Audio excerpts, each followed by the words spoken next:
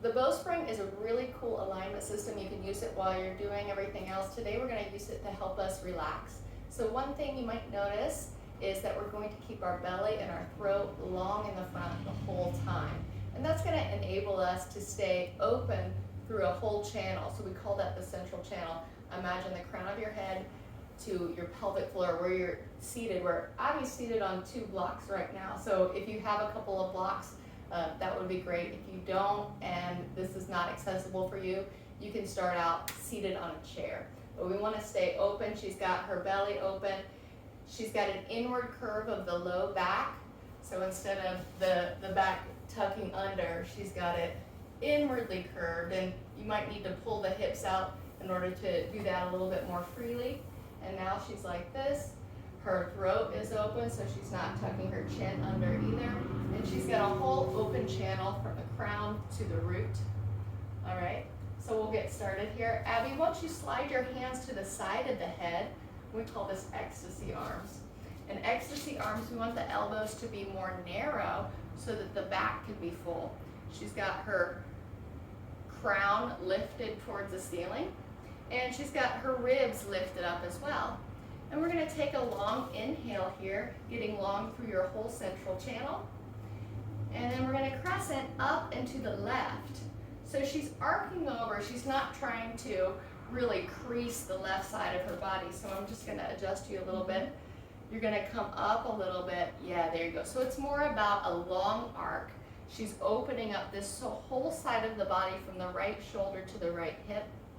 And breathing long as you do it. Careful not to tuck the chin under while you're doing it, like that. And then we'll have her inhale, come back up. And then once again, inhale, lengthen through that central channel. And then we'll crescent up into the other side, making an opening in the whole left side of the body. And Abby can take some gentle pulses here to help further the opening of the fascia network. And still she's keeping that inner curve of the low back and an inner curve in the back of the neck while she's doing it. Inhale, come back up. Great. And let's reach your arms forward and do a little seaweed sway. So just swaying the ribs from one side to the other. It's kind of a rinsing movement to make sure you're not hanging on to any stress while you're practicing. And then we'll find some stillness once again. This time I'm going to have you take your right hand behind your head, Abby. Yeah, so just cradling the skull. And the left one I'm going to have you take behind your neck. So cup the back of the neck. The thumb is included with that cupped hand. And then once again, the elbows are more narrow so the back can be broad. And I'm going to have her root down through her knees and feet. If you're sitting in a chair, make sure you still have that inward curve of the lumbar spine. And then inhale in order to lift the ribs up and lean back. The chin opens, and we're coming into a baby back bend here. Breathe wide in your ribs as you lift up and you stretch yourself long. You can tilt the chin back more and look at more of the ceiling. Keep the hips and the feet active to keep your stability here. And she can wiggle a little bit here. Yeah. I'll tell you, this feels so good on like my shoulders and head and neck to just release those muscles. Yeah. And so good. this would be a great thing to do throughout the day when you're sitting at your desk. And let's bring it on back up. Good job. Oh, I love doing that one throughout the day. Release your arms, Abby. And now I'm going to have you turn to face profile, and I'll get your blocks out of the way. Come to an all fours position. So a hands and knees position. So here I'm going to check that the elbows are rotated out so that we're not locking out, and that they've got some tone in the arms so you're not just stacking the bones. Bowspring is really springy and healing on the joints. So if you're just stacking your bones, that's not very good. It's kind of ouchy. So lift your chin a little bit. When she lifted her chin, she created an inward curve of the back of the neck, and she's already, she's done this before. We've worked together a lot. She's got an inward curve of the low back too. So now she's got that wavy spine is what we're looking for. We're honoring the natural curves of the spine. And when you're here, Abby, why don't you go back and forth to show how you can be mobile with this wavy spinal alignment. And I want you to really enjoy this and feel a connection to your animal spirit. Yeah, this is always one of my favorites too, because it's just very, I mean, you get like the hip stretch in there, but you also just have that some grounding, yeah. It's grounding, but it's also light at the same time. Yeah. So now I'm gonna have you do a little bit more of a hip opener here. So roll over the left foot and come to a humble cat left. Yeah, and she stepped it a little too far forward, so the step back is not as grand as you might think. So it's just about halfway, and why don't you move it a little more side? There you go, and now the knee can open up more. Yeah, there you go. Pull the ribs forward. Yeah, and if you imagine that you had me behind you pulling back, there you go. And so you're getting a lengthening in your channel, and then you can pulse here as well.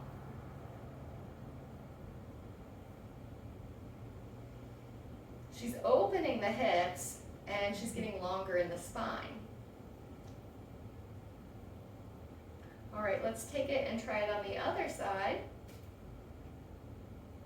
Humble cat right, open the knee, yeah, and do some pulses here. Ooh, I feel more of a stretch on this side, that's nice. And Abby also has the option to take things up a notch to get a side stretch out of this as well. So why don't you find a little pause right here? Tilt your left ear towards your left shoulder, and then reach your right hand towards me. And if you have a stool or a friend, you can have them give you a surface to push it down on, and she's gonna push into me. Let your right ribs rise like a rainbow. Yeah, and she's tilting the crown of the head to the floor. Really push down into me. Yeah, and use that as a force to help you open up the flank even more. Good, and you can find a pulse here too. If ever it becomes too much, take things down a notch, come back to all fours, or reduce the pulsing and movement. Good job. And when you're ready, lift your head in order to come back, all fours pose. And we'll take a pause here. She'll simplify in the posture, finding the alignment once more. Checking for spring, so she's checking to make sure she's not locked out by moving around a little bit. And you're soft through the center, the belly soft, through that whole crown central channel. Okay, we're gonna come into seated side twist. So Abby, why don't you tuck your toes under and hover your knees off the floor. Now swivel your toes and your knees to the left and put your right hip on the floor closer to your feet. So you're gonna have more of a alignment if you put the hips back. Now lift your ribs up tall. Good. Place your left hand back on the floor. Yeah, and try to pulse here. Yeah, with your belly opening up, and you'll feel an opening in the sides of the waist. That's really delicious. Especially when you go forward, like that's a really great one right through there. And she's keeping the curves of the spine while she's got it. This one can just feel heavenly. All right, let's try the other side. To come to the other side, she's gonna slide her left palm forward, root through the feet, and then lightly lift the hips up. Beautiful. And then we'll swivel the toes and knees to the other side. Bend the knees deeply in order to put the left hip on the floor closer to the feet. Her radiant heart stays tall and long, so the arms don't bend when you're coming to this. You pull your heart away from your hands, and now you can find a pulse that unravels the stress and the tension that keeps your hips and your ribs bound together. So this is a waist maker.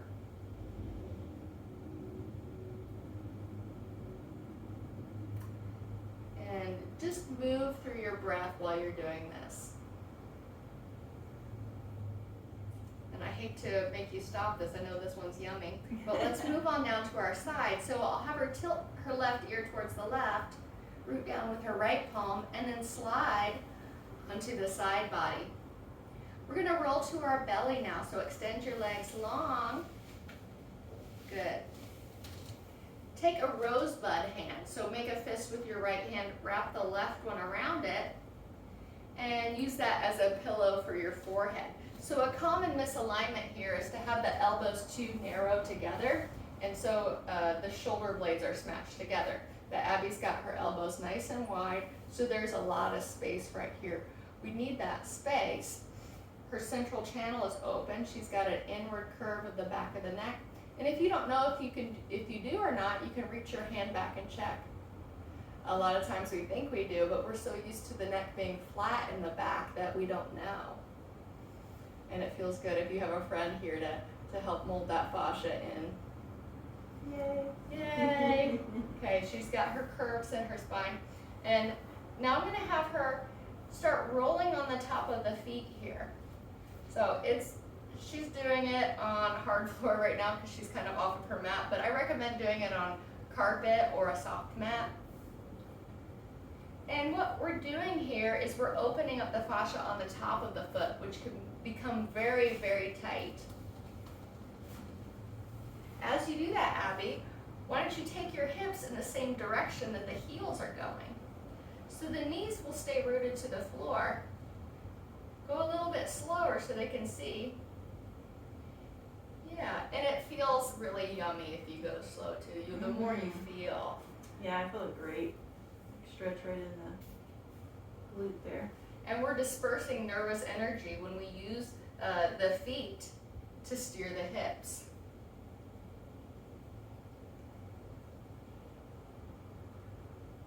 Not only are we dispersing nervous energy, but we're also awakening the feet.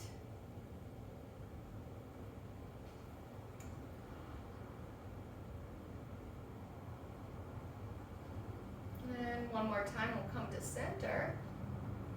This time, let's reach your right arm, or let's go with your left arm overhead on the floor. Roll onto your side, and then roll onto your back.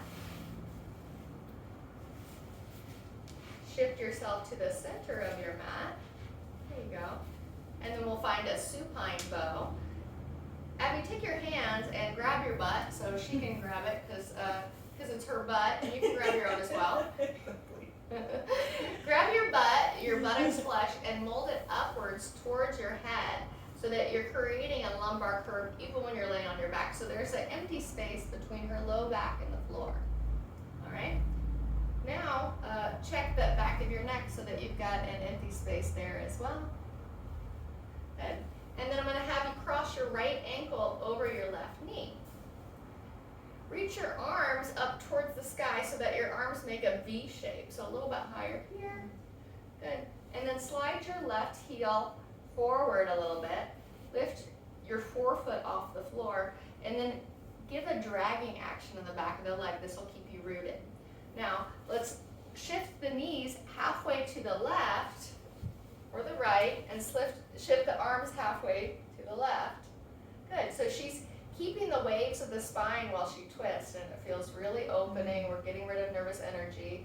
You're not collapsing into the twist, so you reach a spot that's even deeper. Let's go to the other side. Knees halfway to the left, hands halfway to the right. And you'll use your head pressure into the floor to reach the fullest opening as well. This feels amazing. Isn't it? It's divine. And you can go as many times as you like to the left and the right.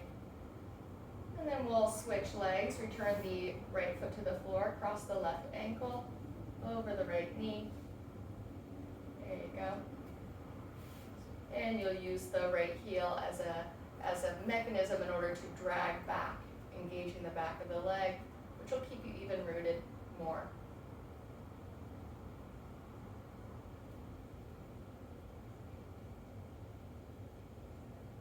So good. She'll be a new woman after this. Bring it back to the center. Uncross the leg. And once more, bring your hands to your buttocks flesh to assist you molding the fascia up. And as you do that, slide your legs long. So do it while you're sliding your legs long. A lot of times when we reach the leg straight, the tailbone tucks under again, and we lose access to that channel. Good. Now let's take a hug arms, hug opposite ribs. Yeah, so go under the elbows. There you go. And now you can feel a big breath comes in and makes your ribs wider. And now, Abby, can you inch your ribs further away from your hips? So you can, it's like you're walking yourself towards the top of the mat. Oh. Yeah, there you go.